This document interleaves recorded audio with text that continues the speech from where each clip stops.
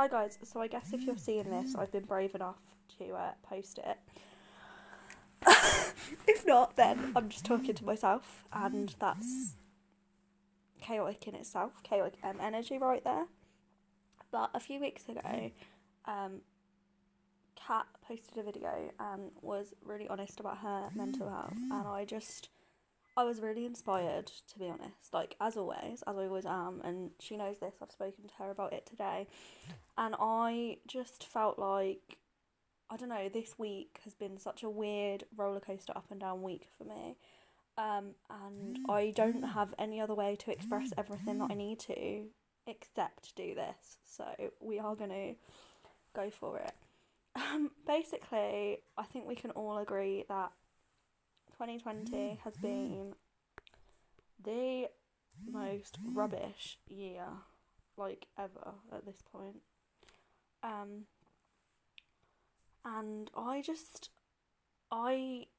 genuinely had a moment last night where I was like, I can't fight my brain for the rest of my life. Like, if this is how it is going to be for the rest of my life, I want a refund, because honestly, I can't cope with having to deal with this every single day. Like, it's overwhelming right now, and I do talk about my mental health, like, you all know this, I don't shut up about it on Twitter, and I'm sorry that you all have to deal with that, but I don't open up very often, and I do with specific people. So if you're one of those people, then you know who you are, and you know that I don't know where I'd be without any of you. Like, I literally do not.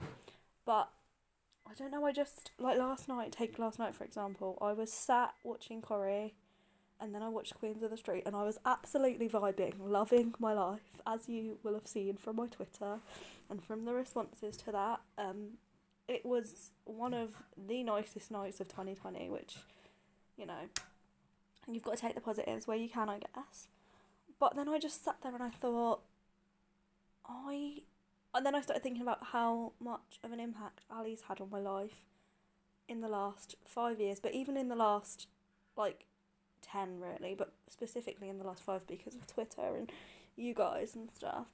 And I just was like, I genuinely felt so lucky. But then this is where my brain kind of kicks in, and then I was just like I just felt so kind of like, I started thinking about how much Carla's psychosis storyline had kind of encouraged me to go back and seek help for my mental health, something that I'd already done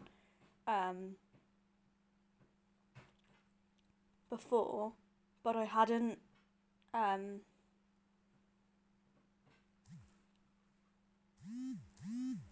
but I'd stopped doing, and I'd kind of thought I'd dealt with the situation and the issue.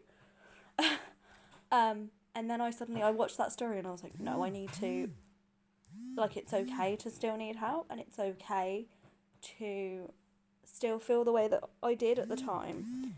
But now I sit here nearly, like, over a year on, and I sit here and I think to myself, but I'm still in that position. But I do feel better, but I don't. And I know it's probably a lot of it's to do with lockdown and COVID and the whole restrictions vibe. And I know I'm probably just being really, really ridiculous, and everything is so irrational, because it is. Like, I know when I'm saying this out loud now, I can hear myself and I'm going, that sounds really irrational. But when I'm in the moment, it doesn't feel it. It feels like all consuming, and it just feels horrible. And then I started thinking, I don't deserve, like, the things that have happened to me. I don't deserve, like, the good things. And then I just started thinking, why can't I have one good thing? What, like, even last night, the things that I should be, like, grateful for and enjoying, my brain has to ruin. And take, like, I'm going to use another example, and it's going to sound like this is all related to the same issue. It's not.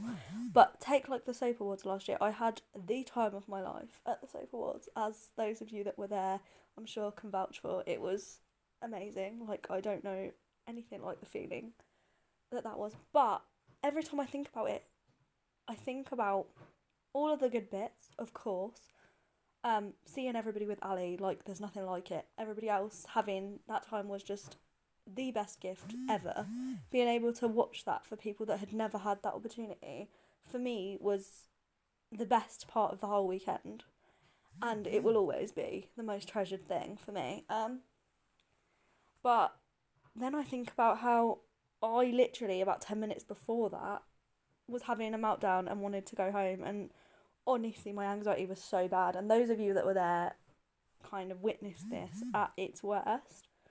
And I still every single day feel guilty for that, and I feel guilty for the fact that other people had to deal with that situation. And I know everybody who was there doesn't feel that way. Like, literally, I can guarantee you they're all going to be like, nobody feels that way.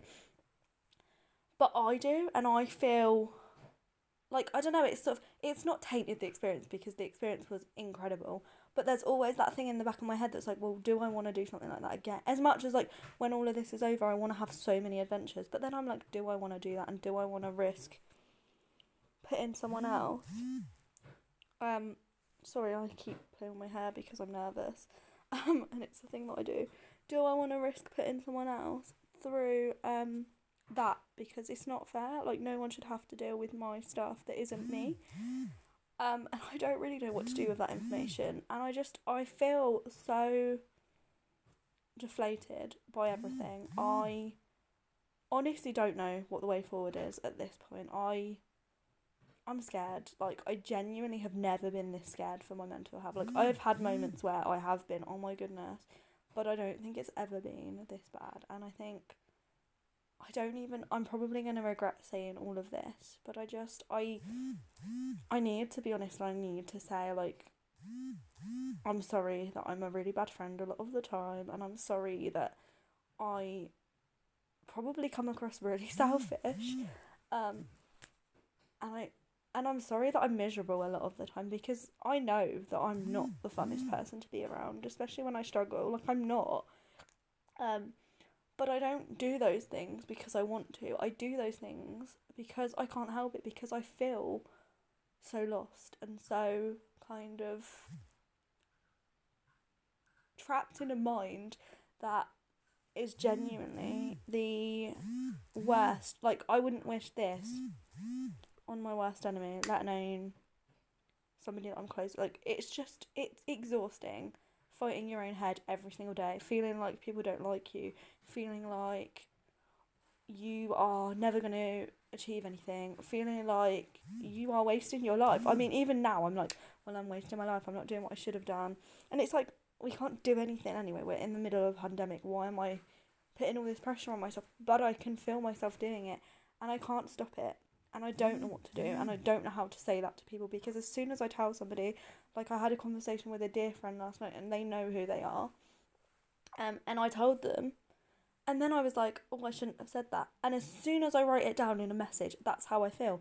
This is why I'm doing this video, because that way, if you don't want to see it, and you don't want to watch it, or, you know, you need to switch off because it's triggering or whatever, which, of course, if you need to, you need to, you're making the choice to watch, if that makes sense. I don't feel like I'm forcing you to listen to me, whereas if I message you separately, I feel like I'm making you have to listen to me. And I know that's not how it is, but I don't know, I can't really explain what I mean. I don't know if this even makes any sense without me sounding like I'm literally going insane.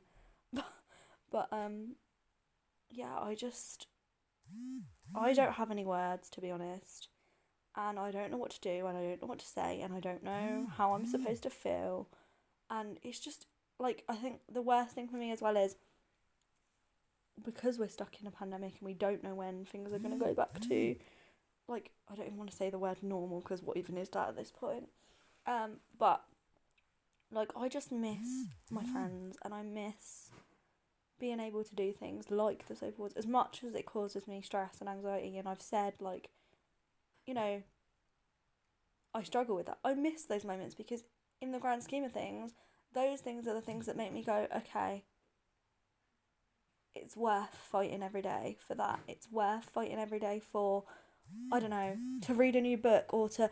But right now, I don't have any of that motivation, because I'm just here like, well, what am I doing it all for? What? Like, what am I doing it for? Like, what am I fighting? Like, for what reason? And I know that sounds really, like, depressing and horrible, but I just don't know how to get out of this slump and how to feel better. Like, I can't even, like, obviously I know we're going to be allowed to see people for Christmas, but me and my family have made the executive decision not to see each other because it just feels safer for us, and that means I won't see anybody over the Christmas period other than my sister. And I'm lucky that I live with my sister. I don't live on my own, but it's exhausting being with the same person day in, day out, every single day, trying to hide your feelings, trying not to worry her. My sister is my best friend. Like, those of you that have met her will know how incredible she is and how much she does for me. Like, I mean, I'm not being funny, she took me to Manchester, for goodness sake, so I could meet Ali King. She has, like, you know, there's things that I've done in my life that I would not have done if my sister hadn't been like, yeah, okay, we can do this, we can go on this adventure, we can, you know, tackle that situation. And I owe her the world for those moments and for just everything that she does for me in my life on a day-to-day basis. But I do feel like I have to protect her a lot of the time from how I feel. And it's the same with all of my in real life friends as well. Like, I don't talk to them about this stuff. And I feel bad that I always talk to people about it on Twitter, because you get, like, the worst and the best of me, I guess. But, and a lot of the time it is probably more the worst. But I don't have anyone else. And also I feel like that's the other issue that I'm really struggling with the pandemic, because all the people that I spend a lot of time with, although I do spend a lot of time with my in real life friends, I don't go on the deep level with them. But I do with people on here, and I haven't seen anybody for months. Like, I know nobody has. I'm not saying, obviously I know we're all in the same boat, but I just want to be honest and say I hate it. I'm struggling so much, and I just want something to look forward to. I just want to know when I can next see, like, Emily, for example, or Kate or Rachel or whoever, like, any of you that I spend time with and I love. Like, I just want to be able to do stuff with you again, and or to make plans with people that I've not met, like Jem and Terry, and, you know, there are just so many things I want to do, but I don't even know, by the time we're allowed, I don't even know how I'm going to be in myself, and if I'm going to be able to do that, because I am struggling so much, and I don't know how else to say this without sounding utterly ridiculous, to be honest. And this video is way too long already, so I'm going to shut up and hopefully hope that I post this, and if not, then, you know, at least I've got it out there.